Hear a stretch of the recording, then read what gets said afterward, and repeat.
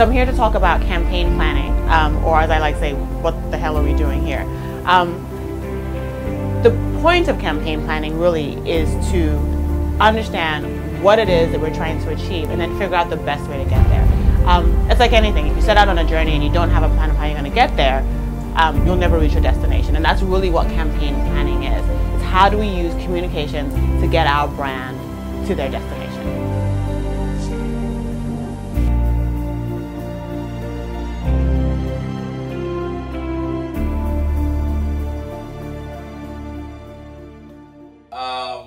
We first met at, is that TBWA or DDB? TBWA. TBWA, Right. yeah. She joined us as the head of strategy. And I'll tell you, the very first day she showed up, I was like, who's this? I mean, I know it all kind of, babe, for God's sake, calm down, this is Nigeria. But you see, on working with her, I got to understand that when you meet people that has got a clear-cut understanding of what they do, they go any extent to just get things right. And it's not about you, it's about just getting the job done. And that made me respect her. I'll tell you about her. With more than a decade of experience in marketing communication, Nnenna has developed comprehensive strategies for clients, including Zain, Dangote, and several BZ Cousins brand. She started her career at McEnerick's in New York, managing business development activities for the New York office and coordinating offices across the network for global pitches before moving into strategic planning, where she rose to the position of vice president. This is a good place to clap, for God's sake.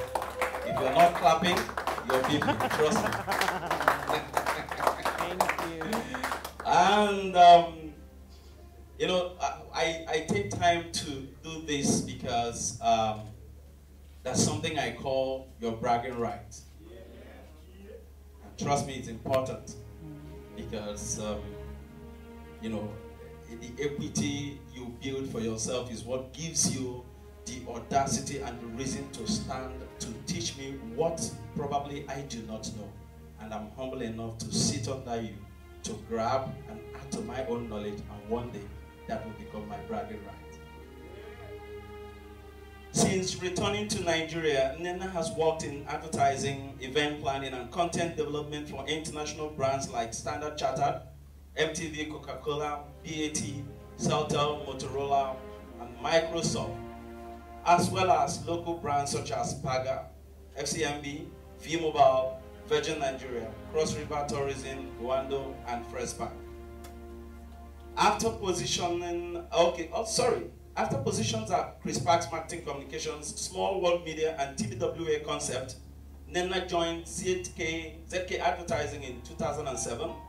In her time at ZK, she took on the role of creative director, developing award-winning advertising for a variety of clients. In 2011, Nnenna and her partners took over the agency, rebranding it to Yellow Brick Road. She also is a founding partner in Blackbox, a strategy marketing consultancy firm. Today, join me as we welcome Nnenna Onyebuchi as she talks to us on the campaign planning process. Thank you very much, Nnenna. I know what you're thinking right now, but that's who you are. You're welcome. She is a big fan of Photo Academy, and she believes in giving back and helping build the industry to change the history of advertising in Nigeria. Nnenna, you're welcome.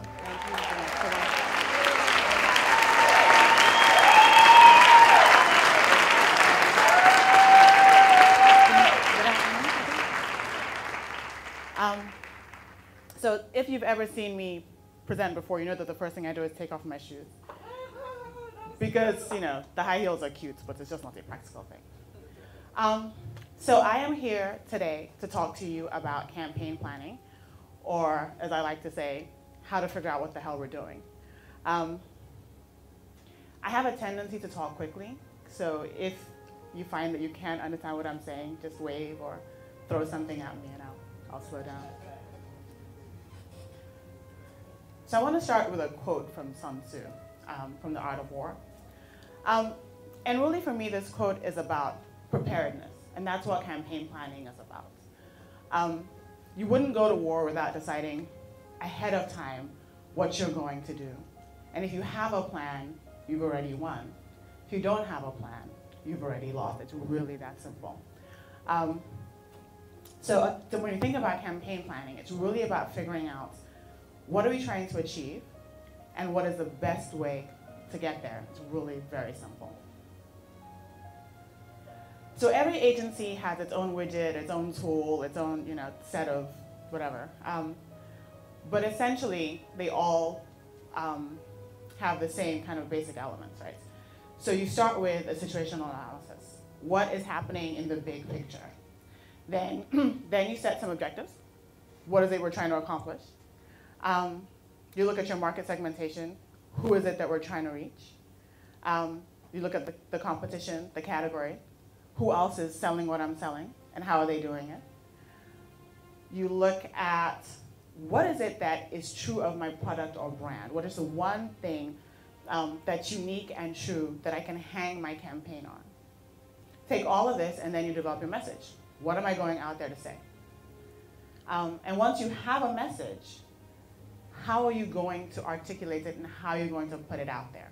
It's really, really important.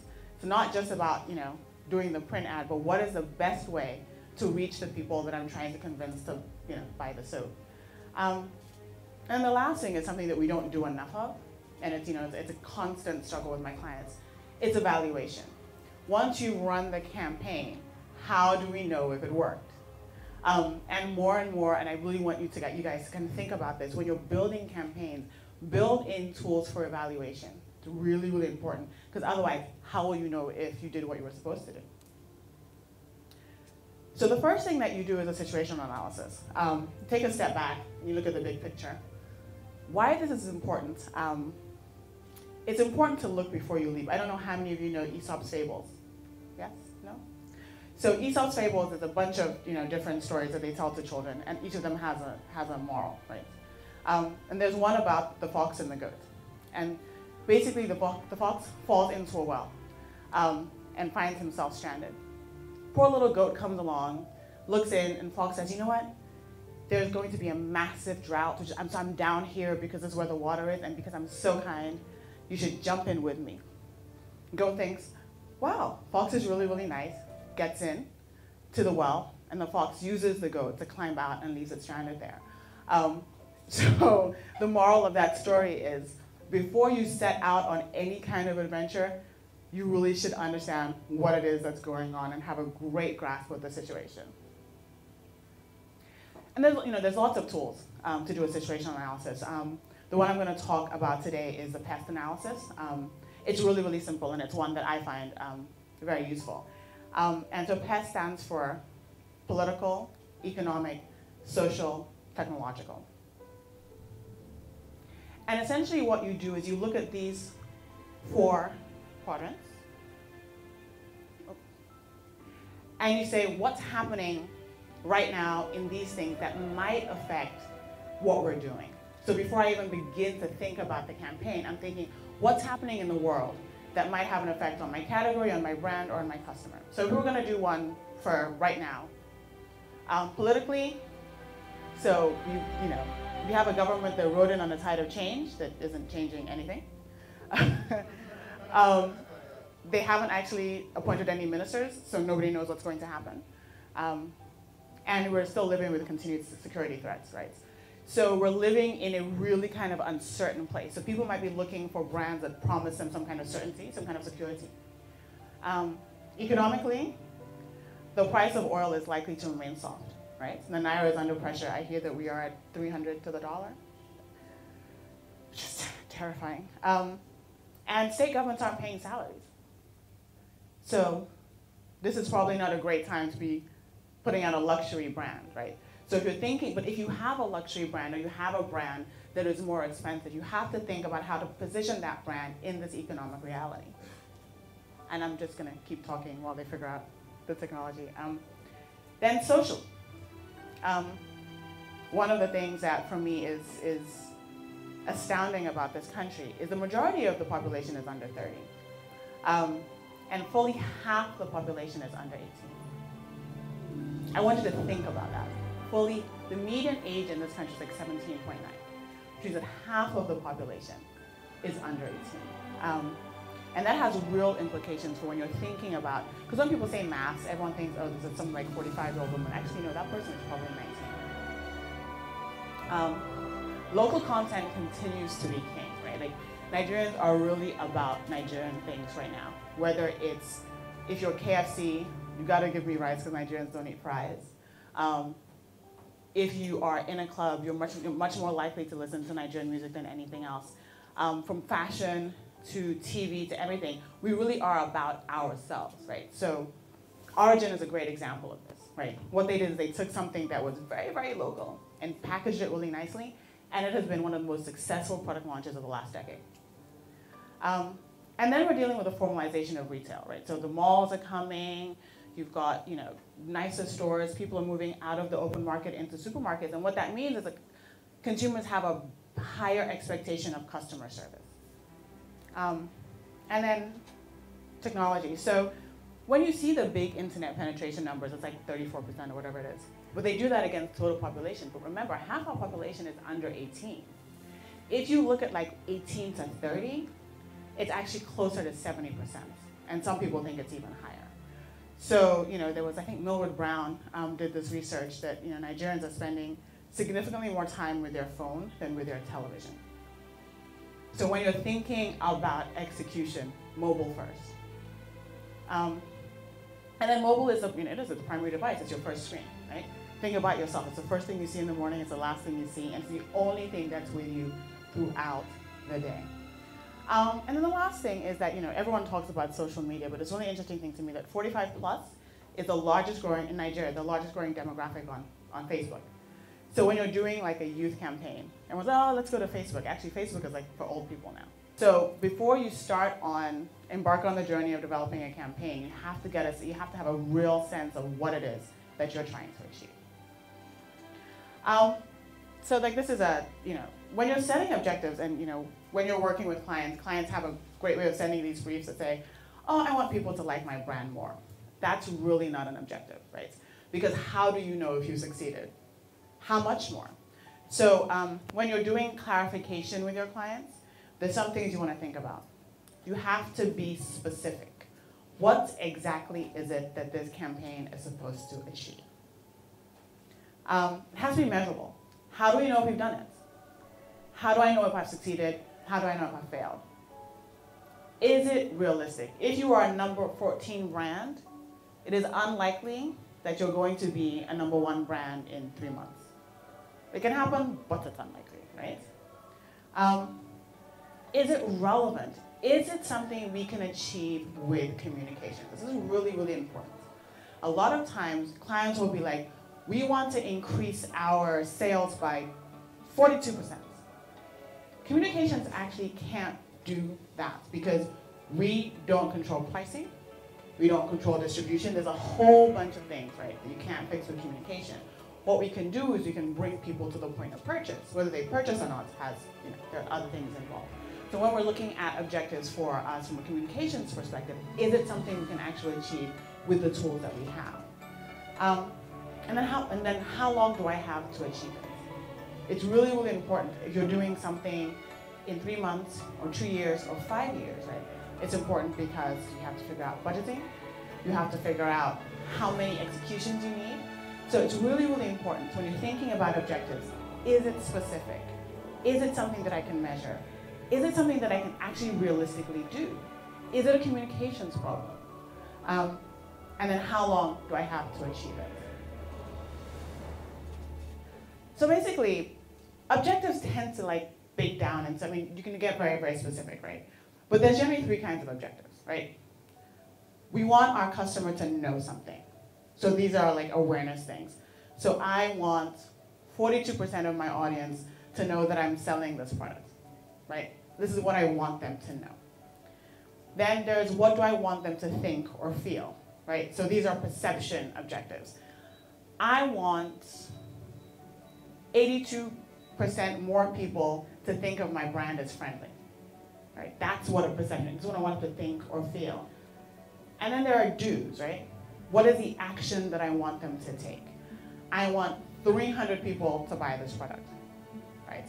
If I want 300 people to buy this product, then okay, that means I need to get maybe 900, 1,000 people to the point of purchase for me to get that 300. So you see how it works. So when you're beginning to think about further down the line, how we're going to execute, all of these things become really important.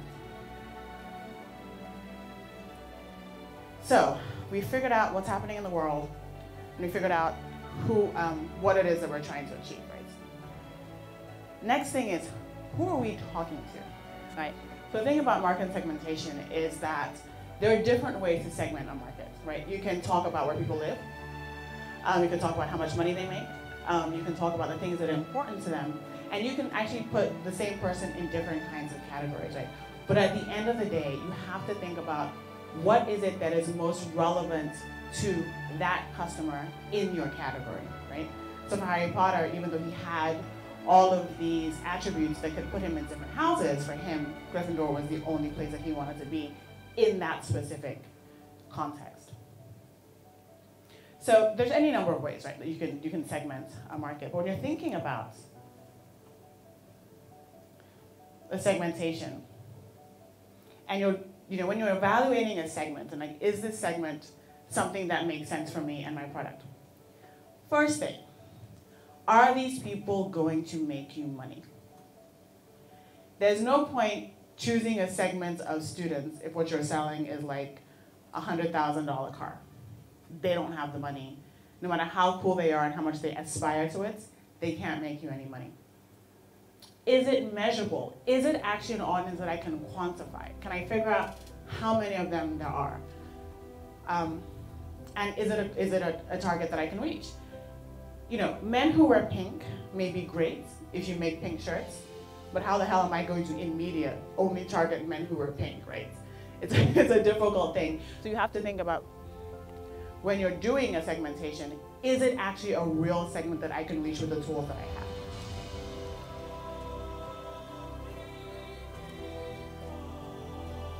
So when you're building a segmentation, there are things that you want to consider for your segment. Demographics. How old are they? Where do they live? How much money do they make? Lifestyle. Are they religious people? Are they ambitious people? Are there people who like to go out on the weekends? What are their challenges? What is it that could keep them from buying my product? Is it that it's too far away? Is it that it's too expensive? Is it that they don't know about it? What are their goals and priorities? Like, what is really important to them?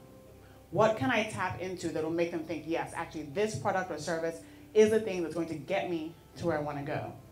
And then how often and where and do they buy my product? So is it something that they buy once a year? Is it something that they buy every week?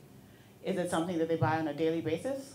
You know, how I purchase airtime is different from how I purchase phones. It's really important to understand, because then the tactic for selling a phone that's 40K is different than the tactic of selling a recharge card that's 200.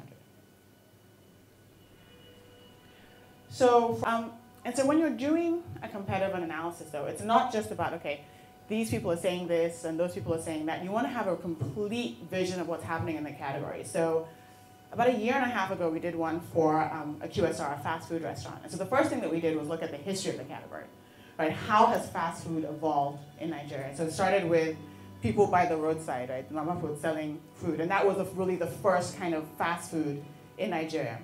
And then kind of in the late 80s, early 90s, you had like the local, so Mr. Big, Sanitizer, those guys, right? And it was really about local food that you could eat out. And that was really the beginning of Nigerians eating outside the home on a consistent basis.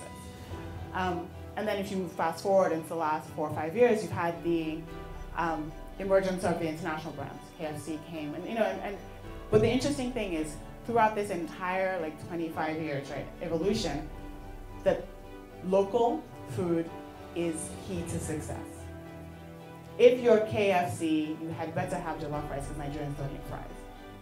If you're a Domino's Pizza, you need to do the suya pizza, because I don't really understand what pepperoni is, right? So While we want, so if you're coming into this country, you have to understand, like remember we talked about at the very beginning, local content is key, right? We have very, very specific taste buds, and if you don't meet them, you're not going to succeed. Nando's came and figured that out. Right? Then what we did is, because actually the category, very strangely, doesn't actually advertise that much. Nigeria is the only country that I've seen where like fast food is retail, don't advertise. Everywhere else in the world, like it's a highly promotional category, they're on TV every day. So how do you do a competitive analysis if your category and your competition don't advertise? Well, we commissioned some research, we did an online survey, and then we went mystery shopping. We sent out, yes, actually, I sent out a bunch of people to go and eat fast food. I really actually should work at Yellow Brick Road and own it. I want to eat food for free. So they went to, the major guys, and they went to KFC, and it was like modern, it was clean, it was nice, it was new. People were, they had kind of very quickly gained market share, but people felt it was expensive. So yes, I want to go and have this like fantastic international experience, but I really don't understand why I'm paying that much for chicken. Went to TFC. It's consistent, it's steady, but it's a little bit old-fashioned, and the stores are really, really dingy, especially when you look at it compared to some of the new people coming in. And then we went to Chicken Republic, and Chicken Republic was kind of a nice mix of the two, right? So it was very spicy, it was bright, the food was great, but they had just recently upgraded their stores, right? So when you looked at it next to TFC, it felt closer to an international experience, even though the food was like much closer to what I'm used to eating. Then there were the others, Sweet Sensation, Mr. Biggs, and Tantalizers. Sweet Sensations, local flavor is great, the in-store experience is not. Mr. Biggs is the original, but it feels like it hasn't moved on from 1985, right?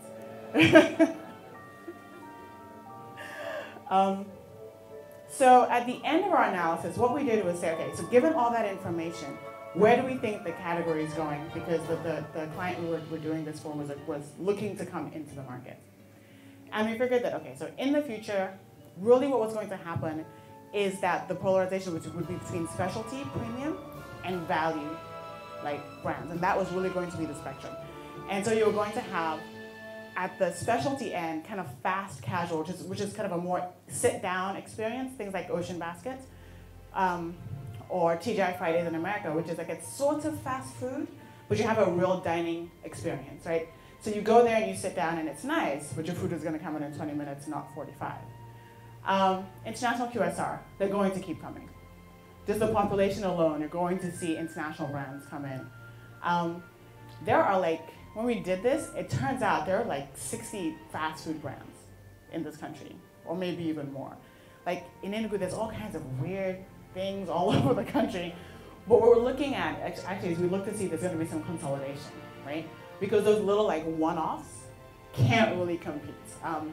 Because there are issues of value chain management, production change management. So what we're going to see is, in the next 2 to 5 years, fewer, stronger brands, right? But we're going to see also the emergence of like national chains. And if Mr. Biggs ever get their act together, they'll be really, really strong there. And the other thing we think we're going to see is carts. It's really big in America right now, food carts, because what you're going to be seeing is essentially it's a more formal version of Ramaputs on the side of the road, right? So people are going to begin to say, how can I deliver a better experience in the same format? Because the truth is that the vast majority of Nigerians don't have the time to go to find a KFC. So what you're going to have is people who are selling side of the road food, but with a kind of a better experience, right, at the value end. So now we know what's happening in the world, we know where we're trying to get to, we know who we want to take us there, and we have a sense of what everybody else is doing. So how do you get to your brand or product truth? It's really a set of very simple questions that you have to ask yourself. What is it? And what is it not? What it's not is as important, right? So that's what a brand tells you. What you'll do, but also what you will never, ever do. What does it stand for? What does it stand against? What is it an expert in? What does it know about? And what does it know nothing about? Where will we never go because we have no idea about that thing? Then we get into the stuff that you guys care about, right? Like, so then I sit down and the creatives start. Message development. It's one of my favorite quotes from Mark Twain. The difference between the right word and the almost right word is the difference between lightning and a lightning bug. And anybody who has worked with me, this is why sometimes they really want to stab me in the eye. And I'm looking at somebody right now. Like, literally, I'll be like, this chick is like, is she serious? Because I'm like, you haven't pushed it far enough. Is it true? Is this the thing that's going to make me stop and look? Is it the thing that's going to make me open my wallet and spend the money? What you say and how you say it is so critically important. So I'm going to do the MasterCard case. And the reason that I do the MasterCard case, other than it's like the perfect example of strategy, it's like I couldn't have written it better, but it's also the very first thing that I ever worked on 1.5 million years ago. And it's how I fell in love with strategy. Because for me, it really demonstrated the power of communication. This campaign literally changed the fortunes of a company. When they came to McCann, MasterCard was a distant 3, behind Visa and American Express. And within 2 years, they were the leading credit card brand in the world. Right? And that's what the Priceless campaign did. And this is like 10-something years ago. Campaign's still running. How many campaigns live that long in this day and age? That's the power of a great message. So the background of the MasterCard campaign is that when they came to McCann, we went out and we did some research and talked to people and did a little bit of kind of the background. I'm going to kind of take you through what I've been talking about. You can see how all of these can build to how you develop a message. So at the time, it's like 2007, the stock market had crashed again. Princess Di had just died. The internet was kind of taking off. And because there was really kind of, we were in the middle of a financial crunch, in America, the idea of conspicuous consumption began to be a little bit suspect, right? So people were now thinking about all of these bankers that had made all this money and like ripped all these people off again. We never learned that lesson, do we? So that sense of like, I want to be flashy and out there, people were really beginning to kind of back away from that. And what MasterCard wanted to do was increase their share by 50% in 24 months, which is fairly aggressive, right? But they were like, because they were so far behind that they really needed to, if they didn't do this, they were just going to give up and sell out. So we did literally, I think we did 8 cities. I spent like 3 months literally sitting in rooms listening to people talk. It's exhausting. But we realized that for MasterCard, their core segment was middle America, middle class America living in urban areas, right? And they're raising families and they're managing in an economic downturn. Things were tough. People were losing their homes, people were making compromises in terms of what they could and could not afford. And because they literally couldn't afford these really nice things anymore, a lot of people had gone out and financed cars, then they had to give up the Mercedes, right, and buy a Honda. And they were turning away then from things that were like outward shows of wealth and turning more inwards to like what was really important to them. And when you ask people, what is success to you? What really matters to you? Yes, I want to do really well in my career. Yes, I want to make a lot of money. But when will you feel really successful? And people were saying things like, if my kids are happy, right? If I am personally fulfilled. And it turned out that what was really important to them wasn't the stuff, right? It was the connections, the real moments. Because when you're, 85 and on your deathbed, you're not going to remember how much money you made. You're going to remember like the times that you laughed, the connections that you made, the relationships that you built. So really it was about people who, yes, are struggling maybe a little bit financially, but are really looking for those small moments of like real connection. And in this reality, American Express and Visa were talking about lifestyles of the rich and famous, right? Everywhere you want to be. Membership has its privileges.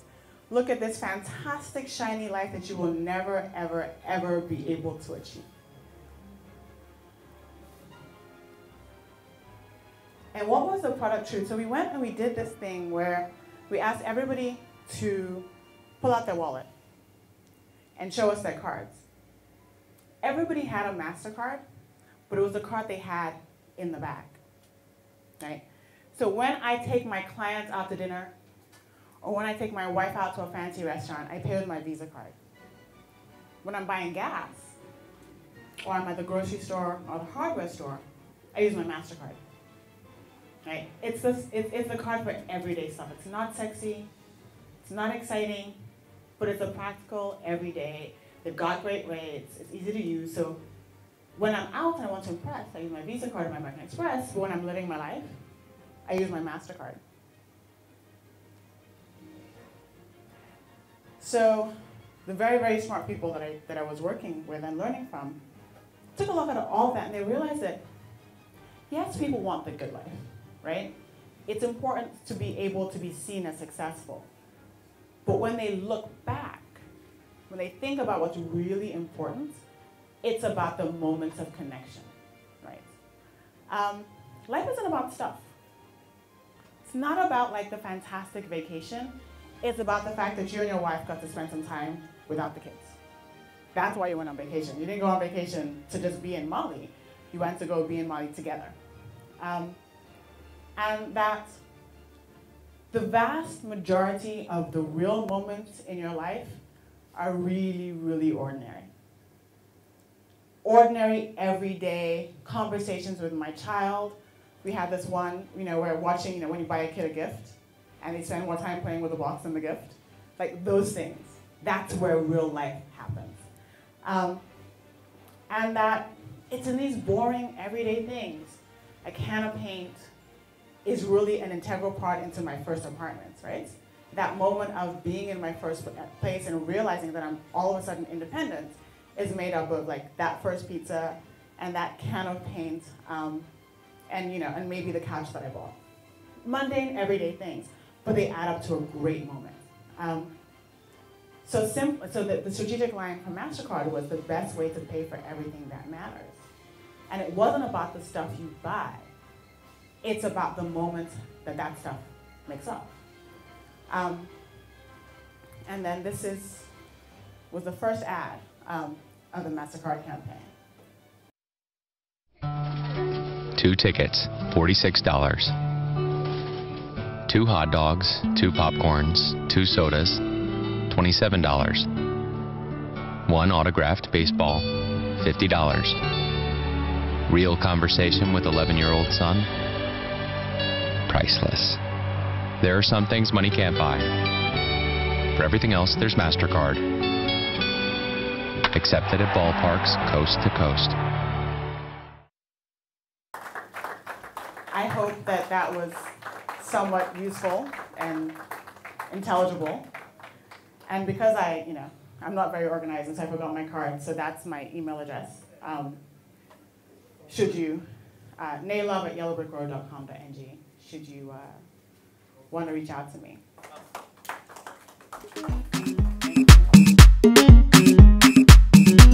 Thank you for having me. And I don't know how to thank you, but the truth is that in the near future, when we look back into the sands of time, we will be happy that we made it happen for some of these guys because they are the future of advertising. Yes, definitely. And trust me, that's actually what keeps us. Hey, now I'm giving my testimony. I'm killing the beat and I'm giving them heat. Now I'm giving them everything. I'm living my life, I don't chop money. I don't taste money. My guy, I'm allergic to poverty. So I'm using my sense to gather the properties. No time, like the Statue of Liberty. Nobody knows tomorrow, so I'll be holding my destiny.